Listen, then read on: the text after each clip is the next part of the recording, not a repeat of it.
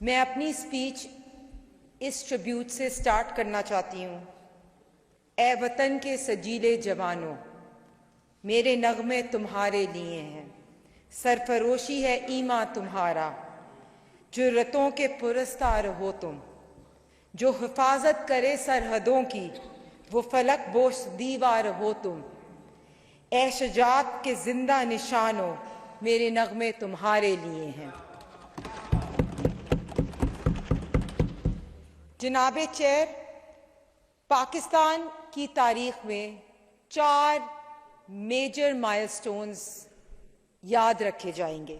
सबसे पहले तो 14 अगस्त यौम आज़ादी का दिन, फिर 6 सितंबर 1965 यौम दिफा का दिन, फिर 28 मई 1999 यौम तकबीर का दिन, और अब 10th of May 2025 यौम फतह का दिन।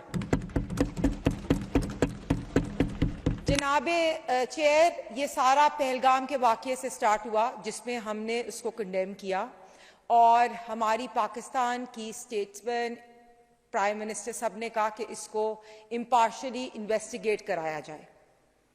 लेकिन उसके बावजूद इंडिया ने अपने मिसाइल से हमें अटैक किया और उसमें 40 लोग शहीद हुए, जिसमें 7 छोटे बच्चे भी थे। जनाबे स्पीकर, हमारे प्राइम मिनिस्टर ने ये कहा इनके खून का बदला हम जरूर लेंगे, और डीजी ISPR ने कहा कि हम बदला जरूर लेंगे लेकिन अपने वक्त पे लेंगे। उसके बाद भी पाकिस्तान ने पेशेंस शो किया, लेकिन सैडली इन्होंने पाकिस्तान पे ड्रोन हमले करना शुरू कर दिए। यहाँ तक कि हम लोगों के बच्चों के एग्जाम्स हो रहे थे, बच्चे डर रहे थे। इन्होंने कोशिश की कि पाकिस्तान के अंदर, हमारे नौजवान के अंदर खौफ और हिरास पैदा किया जाए, लेकिन उनको पाकिस्तान के जज्बे का, हमारे नौजवानों के जज्बे का पता नहीं था। जनाब स्पीकर, पाकिस्तान अफवाज ने बहुत बहारत और जिस तरह अभी मेरे बहुत से मेंबर्स ने कहा कि सुन्नत रसूल की तरह हमने फजर की नमाज के बाद अपना ऑपरेशन बनियानुल मसलूह से स्टार्ट किया, और उससे पहले इंडिया के DGMO ने ये कहने की कोशिश की पाकिस्तान से कि हम सीज फायर करने के लिए तैयार हैं, लेकिन हमारी अफवाज ने कहा कि हमारा सेल्फ डिफेंस करना हमारी राइट है। और उस सेल्फ डिफेंस में हमने जब इंडिया पे अटैक किया तो तब वो शॉक्ड रह गए। उन्होंने ट्रंप को मिन्नतें करने की कोशिश की कि सीज फायर करा दें, और फिर हम देखते हैं कि वो इंडियन लीडरशिप जिनका गरूर और तकब्बुर इतना ज्यादा था कि यहाँ तक कि जब राफेल तैयारा हमने गिराया तो फ्रांस की कम्युनिटी ने यह कहा कि ये जरूर इंडिया की एयरफोर्स की इनकॉम्पिटेंसी है, ये तैयारे में कोई नहीं है, और पाकिस्तान की air force is one of the best air force of the world. तो जनाबे स्पीकर, इसके बाद मैं देख रही थी कि मोदी ने बड़े डरते डरते एक हारे हुए इंसान की तरह तकरीर की, और उसने अपनी तकरीर में कहा एक न्यू नॉर्मल, उसने कहा कि अब न्यू नॉर्मल ये है कि अगर इंडिया पर कोई हमला होएगा तो उसका इल्जाम हम पाकिस्तान पे लगाएंगे। तो जनाबे चेयर, हम मोदी साहब को, मिस्टर मोदी को, साहब तो मैं नहीं कहूंगी, उनको ये कहना चाहते हैं कि पाकिस्तान अफवाज का न्यू नॉर्मल ये है कि अगर तुमने कुछ भी किया तो उसका एक्शन हम डबल ताकत से देंगे। ईंट का जवाब हम पत्थर से देंगे। ये हमारा न्यू नॉर्मल है। जनाबे speaker, war is never a good option.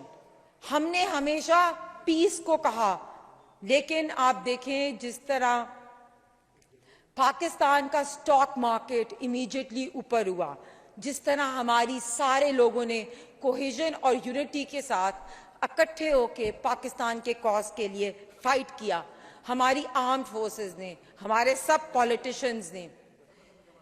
मैं कहती हूं कि इंडिया हमेशा डिप्लोमेटिकली अपने आप को बहुत स्ट्रांग समझता है, लेकिन जिस तरह पाकिस्तान को चाइना ने, ईरान ने, सारी कंट्रीज ने, यूरोपियन यूनियन ने, यूएसए ने, सब ने पाकिस्तान का साथ दिया, तो आई वुड से कि diplomatically Pakistan has won. In the conventional warfare Pakistan has won. Pakistan की army has won in all fronts, चाहे वो टेक्नोलॉजी के फ्रंट पे हो, चाहे वो हैकिंग का स्किल्स हो, चाहे वो साइबर स्किल्स हो, चाहे वो S-400 को तबाह करना हो।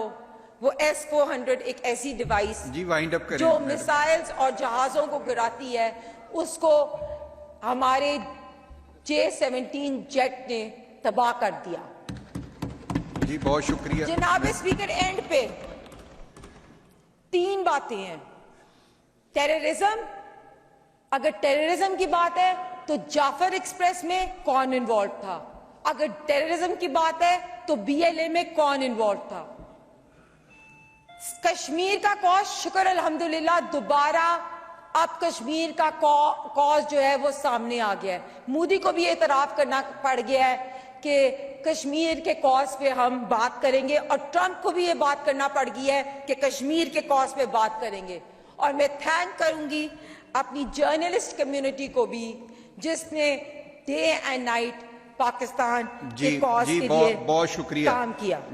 बहुत शुक्रिया। मैं अपनी स्पीच इस ट्रिब्यूट से स्टार्ट करना चाहती हूँ। ए वतन के सजीले जवानों, मेरे नगमे तुम्हारे लिए हैं, सरफरोशी है ईमा तुम्हारा, जुर्रतों के पुरस्कार हो तुम, जो हिफाजत करे सरहदों की, वो फलक बोश दीवार हो तुम। ए शजात के जिंदा निशानों, मेरे नगमे तुम्हारे लिए हैं। जनाबे चेयर, पाकिस्तान की तारीख में 4 मेजर माइलस्टोन्स याद रखे जाएंगे। सबसे पहले तो 14 अगस्त यौम आज़ादी का दिन, फिर 6 सितंबर 1965 यौम दिफा का दिन, फिर 28 मई 1999 यौम तकबीर का दिन, और अब 10th of May 2025 यौम फतह का दिन। जनाबे चेयर, ये सारा पहलगाम के वाक़ये से स्टार्ट हुआ, जिसमें हमने उसको कंडेम किया, और हमारी पाकिस्तान की स्टेट्समैन, प्राइम मिनिस्टर, सब ने कहा कि इसको इम्पार्शली इन्वेस्टिगेट कराया जाए।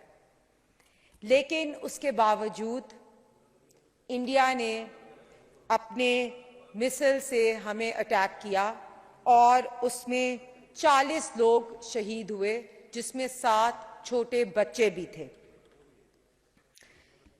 जनाबे स्पीकर, हमारे प्राइम मिनिस्टर ने ये कहा,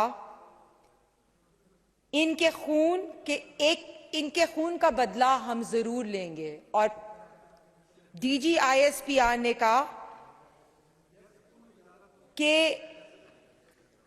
हम बदला जरूर लेंगे, लेकिन अपने वक्त पे लेंगे। उसके बाद भी पाकिस्तान ने पेशेंस शो किया, लेकिन सैडली इन्होंने पाकिस्तान पे ड्रोन हमले करना शुरू कर दिए, यहाँ तक कि हम लोगों के बच्चों के एग्ज़ाम्स हो रहे थे, बच्चे डर रहे थे। इन्होंने कोशिश की कि पाकिस्तान के अंदर, हमारे नौजवान के अंदर खौफ और हिरास पैदा किया जाए, लेकिन उनको पाकिस्तान के जज्बे का, हमारे नौजवानों के जज्बे का पता नहीं था। जनाब स्पीकर, पाकिस्तान अफवाज ने बहुत बहारत और जिस तरह अभी मेरे बहुत से मेंबर्स ने कहा कि सुन्नत रसूल की तरह हमने फजर की नमाज के बाद अपना ऑपरेशन बनियानुल मसलूह से स्टार्ट किया, और उससे पहले इंडिया के DGMO ने ये कहने की कोशिश की पाकिस्तान से कि हम सीज फायर करने के लिए तैयार हैं, लेकिन हमारी अफवाज ने कहा कि हमारा सेल्फ डिफेंस करना हमारी राइट है। और उस सेल्फ डिफेंस में हमने जब इंडिया पे अटैक किया तो तब वो शॉक्ड रह गए। उन्होंने ट्रंप को मिन्नतें करने की कोशिश की कि सीज फायर करा दें, और फिर हम देखते हैं कि वो इंडियन लीडरशिप जिनका गरूर और तकब्बुर इतना ज्यादा था कि यहाँ तक कि जब राफेल तैयारा हमने गिराया तो फ्रांस की कम्युनिटी ने यह कहा कि ये जरूर इंडिया की एयरफोर्स की इनकॉम्पिटेंसी है, ये तैयारे में कोई नहीं है, और पाकिस्तान की air force is one of the best air force of the world. तो जनाब स्पीकर, इसके बाद मैं देख रही थी कि मोदी ने बड़े डरते डरते एक हारे हुए इंसान की तरह तकरीर की, और उसने अपनी तकरीर में कहा एक न्यू नॉर्मल, उसने कहा कि अब न्यू नॉर्मल ये है कि अगर इंडिया पर कोई हमला होएगा तो उसका इल्जाम हम पाकिस्तान पे लगाएंगे। तो जनाबे चेयर, हम मोदी साहब को, मिस्टर मोदी को, साहब तो मैं नहीं कहूंगी, उनको ये कहना चाहते हैं कि पाकिस्तान अफवाज का न्यू नॉर्मल ये है कि अगर तुमने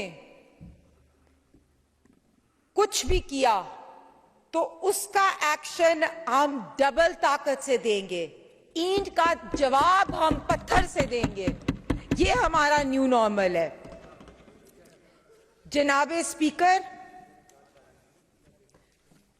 war is never a good option. हमने हमेशा पीस को कहा, लेकिन आप देखें जिस तरह पाकिस्तान का स्टॉक मार्केट इमीडिएटली ऊपर हुआ, जिस तरह हमारी सारे लोगों ने कोहेजन और यूनिटी के साथ इकट्ठे होकर पाकिस्तान के कॉज के लिए फाइट किया, हमारी आर्म्ड फोर्सेस ने, हमारे सब पॉलिटिशियंस ने।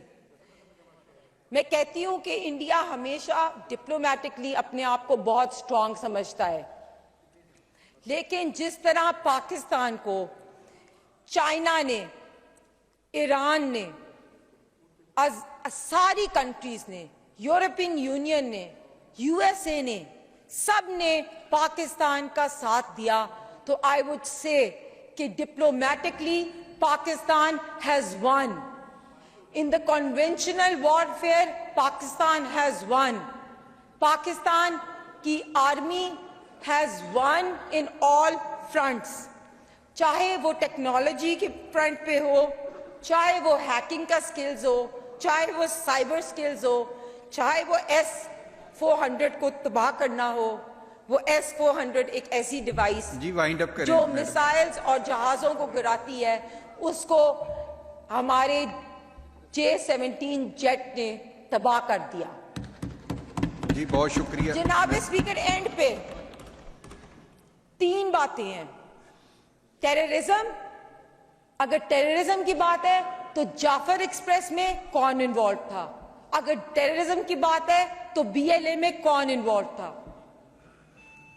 कश्मीर का कॉज, शुक्र अल्हम्दुलिल्लाह दोबारा अब कश्मीर का कॉज जो है वो सामने आ गया है। मोदी को भी एतराफ करना पड़ गया है कि कश्मीर के कॉज पे हम बात करेंगे, और ट्रंप को भी ये बात करना पड़ गई है कि कश्मीर के कॉज पे बात करेंगे। और मैं थैंक करूंगी अपनी जर्नलिस्ट कम्युनिटी को भी जिसने डे एंड नाइट पाकिस्तान के जी कॉज जी के बहुत लिए बहुत शुक्रिया काम किया। बहुत शुक्रिया।